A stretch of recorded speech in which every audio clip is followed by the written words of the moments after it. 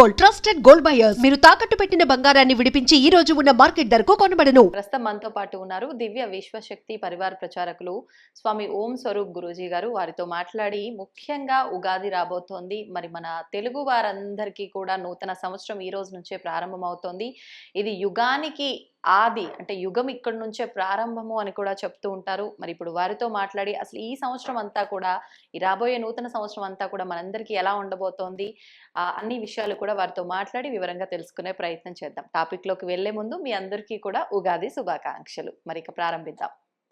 ఉగాది శుభాకాంక్షలు అండి. శుభాశీషులు, దివ్యాశీషులు.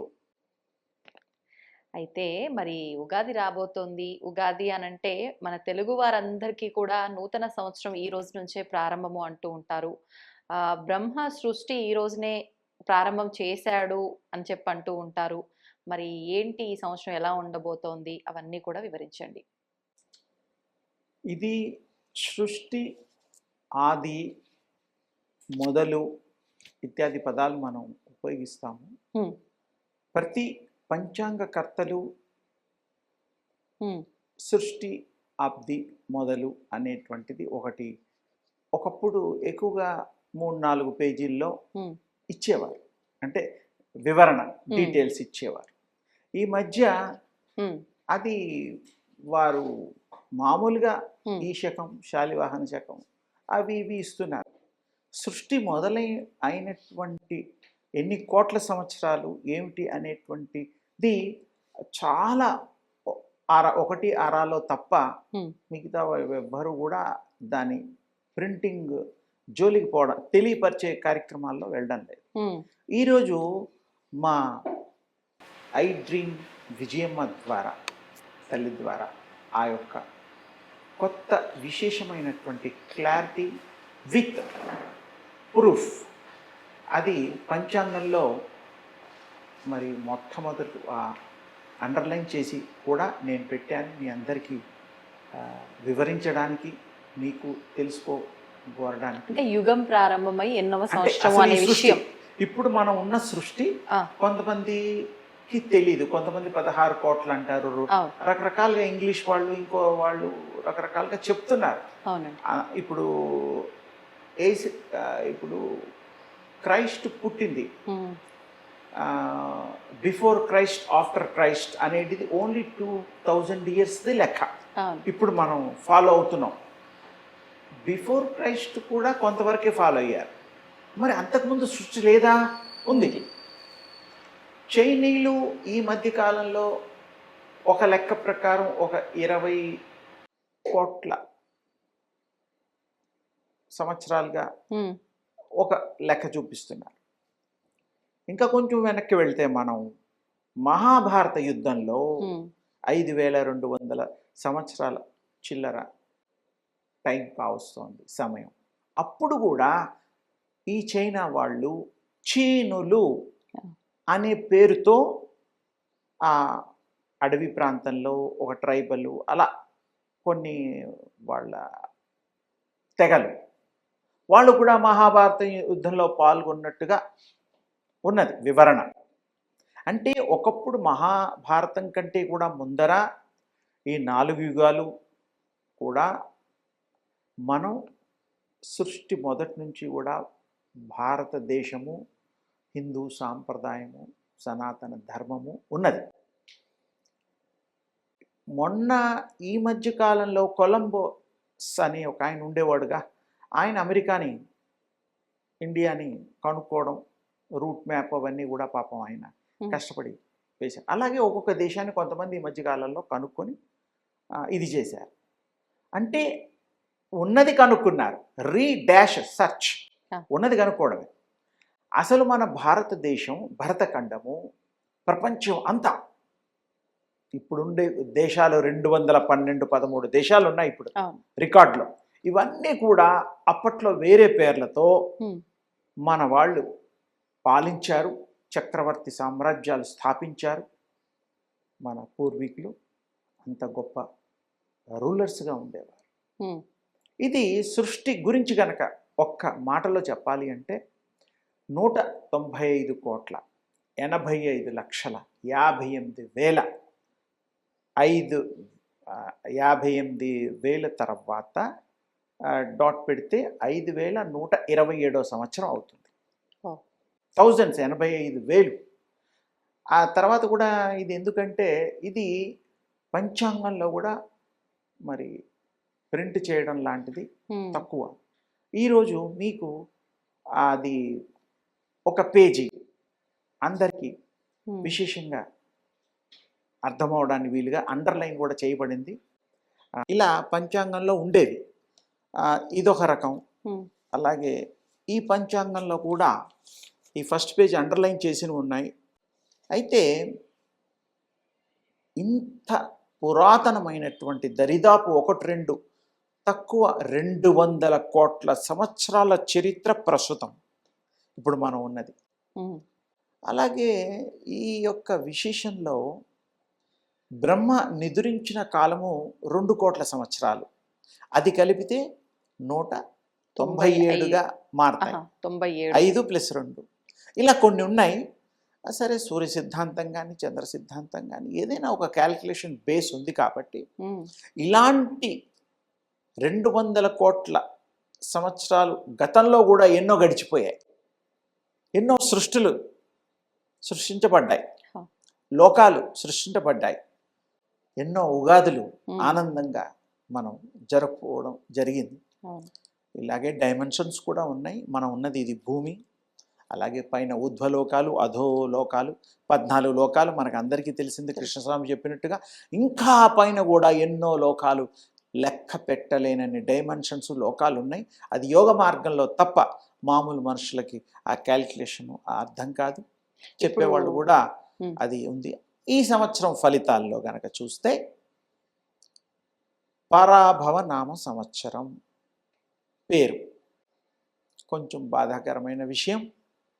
యుద్ధాలు కానీ, వస్తువులు కానీ, మనుషుల యొక్క ఆరోగ్యాలు కానీ, ధనార్జన కానీ కొంచెం ఇబ్బందికరంగా, కఠినతరంగా కనిపిస్తోంది. అలాగే భూకంపాలు అవి కూడాను అక్కడక్కడ జరగడానికి, ఎందుకంటే ఓవరాల్గా ఈ యొక్క సంవత్సరం ఆనందదాయకంగా కాదు అనేటువంటిది నిర్ణయించాం. అంటే కొంతమందికి బాగుంటుంది, కొంతమందికి బాగోదు, అది ఎప్పుడు ఉండేదే. అలాగే గ్రహణం కూడాను 3వ తారీఖు చంద్రగ్రహణం 3:30 గంటలు ఉంటుంది.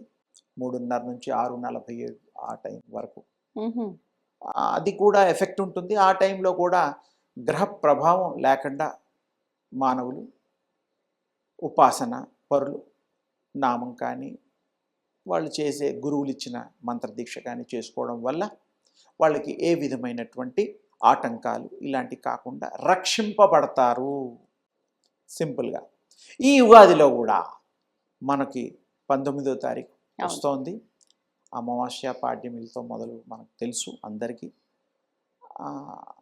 ఆ రోజు కూడా ఈ సంవత్సరాంతం కూడా ఏదో టైంలో పూజలు అలాంటివి ఏమన్నా కొంచెం బాగా చేసుకొని స్త్రీ పురుషులు అందరూ కూడాను భగవన్ నామం యొక్క వైపు చేస్తే వాళ్ళ మనుగడ బాగుంటుంది. ఏదైతే ఇబ్బందులు ఉంటాయో అవి వాళ్ళకి అంత ఇబ్బందులుగా కాకుండా శృతి మెత్తగా, రాళ్లతో తగిలే దెబ్బలు పువ్వులతో తగులుతాయి. రాళ్లతో తగిలే దెబ్బలు కష్టాలు పువ్వులతో శృతి మెత్తగా అంటే ఉంటుంది, కానీ అంత ఎఫెక్టివ్గా ఉండదని అర్థం. ఇబ్బంది తెలియకుండా. అందుకని అందరూ కూడా వారి వారి ఇష్ట దైవనామాన్ని, దేవుళ్ళని, స్మరణని, పూజా విధానాన్ని ఎంత ఎక్కువగా చేస్తే అంత వాళ్ళకి కలిసి రావడం ఉంటుంది. ముఖ్యంగా రైతులకి అంత ఇబ్బంది ఈ సంవత్సరం జరగదు. రైతు సోదరులు ఉన్నారు కదా, బిడ్డలు, వాళ్ళ పంటకి సరి అయిన లాభం చేకూరుతుంది, న్యాయం జరుగుతుంది. మిగతా వాళ్ళకి వ్యాపారాల్లో కూడా కొంచెం ఒడిదుడుకులు ఉంటాయి. కొన్ని మాత్రమే, కొన్ని ఫీల్డ్స్ అంటే వాళ్ళు ఎలక్ట్రానిక్స్ సంబంధించింది, సినిమా వాళ్ళకి ఇత్యాది కొన్ని ఉంటారు కదా, వాళ్ళకి కొంచెం చూసుకొని అడుగులు వేయాలి. ఎందుకంటే సంవత్సరం అంతం కూడా కొంచెం చెప్పుకోదగ్గ గొప్ప రిజల్ట్స్ లేదు, కానీ మిళితంగా ఉండొచ్చు. చేసుకున్న వాళ్ళకి ఆనందదాయకంగా, సంతోషదాయకంగా ఉంటుంది. అందరూ దీన్ని దృష్టిలో పెట్టుకొని ఈ యొక్క ఉగాదిని విశేషంగా జరుపుకొని దాని యొక్క మహత్యాన్ని తెలుసుకున్నారు. కాబట్టి మీరు అందరూ చల్లగా భార్య పిల్లలతో కుటుంబాలతో ఈ సంఘము దేశము అభివృద్ధి చెందుగాక. పైకి మనం ఒక శరీరము ఒక ఆకారము కనిపిస్తున్నప్పటికీ మన లోపల ఉన్నది ఒక ఆత్మ. ఆత్మకి పరమాత్మకి సంబంధం ఉంది అంటూ ఉంటారు. ఆ పరమాత్మే ఆత్మ రూపంలో మన లోపల ఉన్నాడు అంటుంటారు. రకరకాలుగా చెప్తుంటారు ఆత్మ గురించి. ఏదేమైనప్పటికీ మనం చేస్తున్న ప్రతి పనికి కూడా మన భౌతికమైన శరీరమే కారణమా, లోపల ఉన్న ఆత్మ కారణమా? మనం చేస్తున్న ప్రతి పని వల్ల కర్మ అనేది క్రియేట్ అవుతుంది అంటూ ఉంటారు. అది పాపంగా కానీ పుణ్యంగా కానీ. మరి అది శరీరానికే సంబంధమా, ఆత్మకు సంబంధం ఉంటుందా? మరి ఒకవేళ మనం క్రియేట్ చేసుకున్న ఈ కర్మని తగ్గించాలి అని అంటే ఆత్మ ఏమైనా దానికి సంబంధించిన నిర్ణయం తీసుకోవడం కానీ, లేదు అంటే మనం మళ్ళీ జన్మ తీసుకుంటున్నాము అంటే ఖచ్చితంగా మన కర్మని బట్టే జన్మ తీసుకుంటున్నాం అంటారు. ఈ జన్మ తీసుకునే విధానంలో కూడా ఆత్మ యొక్క ప్రమేయం ఏమైనా ఉంటుందా? దాని గురించి ఒక వివరణ ఇవ్వండి. బాగుందమ్మా, ఎంతో విశేషమైనటువంటిది, విశిష్టమైనటువంటిది, అర్థంతో కూడిన ప్రశ్న. ఆత్మ అనేటువంటిది సర్వత్రా సంచరించగలిగే శక్తి కలిగినది. ఏ లోకాలైనా వెళ్ళగలిగింది. మనం చూసే ఈ లోకమే కాదు, పై లోకాలే కాదు. మరి ఇప్పటి వరకు 14 లోకాలు మనం ఏదో లెక్కలు పెద్దవాళ్ళు చెప్పినవి, కృష్ణస్వామి చెప్పినవి ఉన్నాయి. అవి కాకుండా కూడా ఇంకా ఎన్నో లోకాలు ఉన్నాయి. ఇంకా మామూలు ప్రజలు వినని, ఎక్కువగా ప్రాచుర్యంలో లేని లోకాలు. శివలోకము ఉంది. అక్కడంతా శివుళ్ళే ఉంటారు. అంతా శివస్వాములే, శివుళ్ళే. శివుడు దేవుడు ఉన్నాడుగా, శివాలయాలు ఆ దేవుళ్ళే ఉంటారు. గణపతి లోకం అని ఉంది ఒకటి, అంతా గణపతి చక్కగా అలాగే ఉంటారు. విష్ణులోకం ఉన్నది, స్వామివారు ఉంటారు. అలాగే బ్రహ్మలోకం ఉన్నది. ఈ బ్రహ్మలోకం గురించి కొంత ఎక్కువగా తెలుసు ప్రజలు. ఈ లోకంలో ఎలా మనుషులం ఉన్నామో అట్లా దేవతలకు వాళ్ళ ఆకారం తీసుకొని ధరించి కామరూప ధారణలో అదొక లోకము, అదొక ప్రపంచము. లోకము అంటే ప్రపంచము అలా ఉంటుంది. ఇంకా బోల్డ్ ఉన్నాయి.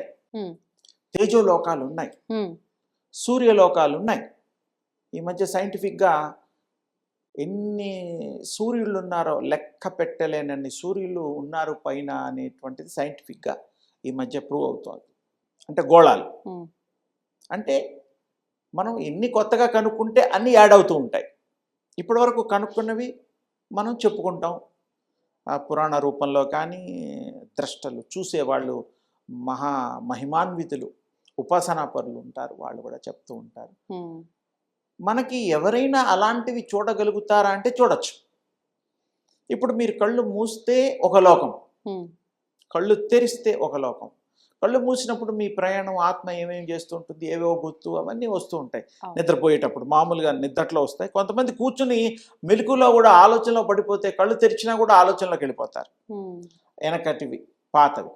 అది ఎంత సత్యమో ఇక్కడ కూడా ఆ ఆత్మ నిర్ణయాలు అమోఘం, అద్వితీయం నిర్ణయాలు. అవి కనుక సర్వ స్వతంత్రత కూడా ఉంది వాటికి. మనకి తల్లి గర్భంలో రావడానికి ఈ వంశము ఇవన్నీ కూడా మామూలుగా మానవులు, స్త్రీలు, పురుషుల్ని కంటూ ఉంటారు. తల్లిదండ్రులు శరీరాలను ఇవ్వగలుగుతారు, ఆత్మల్ని కానలేరు. అది మీరు గమనించాలి. కొంతమందికి మంచి పండు లాంటి పిల్లలు పుడతారు, మంచి తేజస్సు, బంగారం ఛాయ్.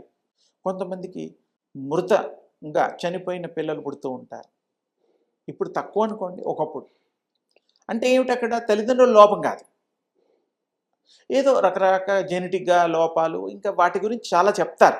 కానీ ఆత్మ నిర్ణయం ఉంటుంది. అది గర్భంలో ఉండగా కూడా దానికి నిర్ణయం ఇష్టం లేదు. గర్భంలో ఉన్నప్పుడు కూడా నిర్ణయం తీసుకుంటే వెళ్ళిపోతుంది. జనం తర్వాత వెళ్ళొచ్చు, బిఫోర్ కూడా వెళ్ళొచ్చు. చాలా విచిత్రమైన ఊహించని నిర్ణయాలు మానవులకి అందరివి ఉంటాయి. ఇక్కడ ఆత్మలు కూడా మరి కర్మలు చేస్తాయి. పూర్వజన్మలో దాన ధర్మాలు చేస్తాయి, పాపాలు పుణ్యాలు చేస్తాయి, కొంతమందికి బాకీలు పడతాయి. అప్పుడు అవి తీర్చుకోవడం కోసం, ఎవరిది వాళ్ళకి ఇవ్వడం కోసం మరల ఈ జన్మ అంటూ తీసుకొని ఎవరెవరికైతే మనం బాకీ పడ్డామో, ఇవ్వాల్సినవి ఉన్నాయో, తీర్చుకోవాల్సి ఉన్నాయో కర్మ రూపంలో, అవన్నీ మళ్ళీ ఈ జన్మలో వాళ్ళకి అప్పచెప్పేసేసేసి ఫ్రీ అయిపోతాయి సోల్స్. నిష్కామ కర్మ పద్ధతిలో ఇంకేం కర్మలు ఉండవు. అప్పుడు అది మళ్ళీ వేరే లోకాలకు వెళ్ళడం, వేరే శరీరాలకు కూడా వెళ్ళడం దానికి ఇష్టమైతే. దానికి ఇష్టం లేకుండా ఏది చేయదు. భగవంతుడు సాక్షిభూతుడు. మీ కర్మలు నువ్వు చేసావు, నువ్వే అనుభవించు, మళ్ళీ నువ్వు దానికి పనిష్మెంట్ కూడా నువ్వే అనుభవించు, మళ్ళీ నువ్వు జననం తీసుకోవాలా వద్దా నీ నిర్ణయం. నాలో కలవాలా అది కూడా నీ నిర్ణయమే. యోగం చేస్తావా, మరి ధ్యానం చేస్తావా, మంత్ర సాధన చేస్తావా, ఏం చేస్తావో చేసి నన్ను చేరుకునేటువంటి క్రియలు కూడా వేరే ఉన్నాయని స్వామివారు చెప్పారు. పురాణ ఇతిహాసాల్లో కూడా ఉన్నాయి. ఇక్కడ కర్మలు విభాగానికి ఫలితాలు, జన్మ రాహిత్యాలు ఇవన్నీ మనం ఇప్పుడు మాట్లాడుకున్నాం కాబట్టి ఆత్మ గొప్పతనము, ఆత్మ యొక్క స్వనిర్ణయము ద్వారా ఈ జన్మలు రావడం, ఎవరి వాళ్ళకి అప్పచెప్పేసుకోవడం, ఎంతకాలం కావాలన్నా కూడా అదే నిర్ణయించుకుంటుంది. గతంలో ఎంతో మహానుభావులు, భీష్మాచార్యులు లాంటి వాళ్ళు కూడా వాళ్ళ ప్రాణాన్ని వాళ్ళు కంట్రోల్లో పెట్టుకోగలిగారు. ఆయనకి ఇష్టమైనప్పుడు అన్ని రోజులు ఉండి ఆయన వెళ్ళిపోయారు. అది కూడా చరిత్ర చెప్తోంది. అలా ఎన్నో ఉన్నాయి. అందుకని ఆత్మకి ఆ స్వతంత్రత ఉందని చెప్పడానికి ఇవి ఉదాహరణ చెప్పడం జరిగింది.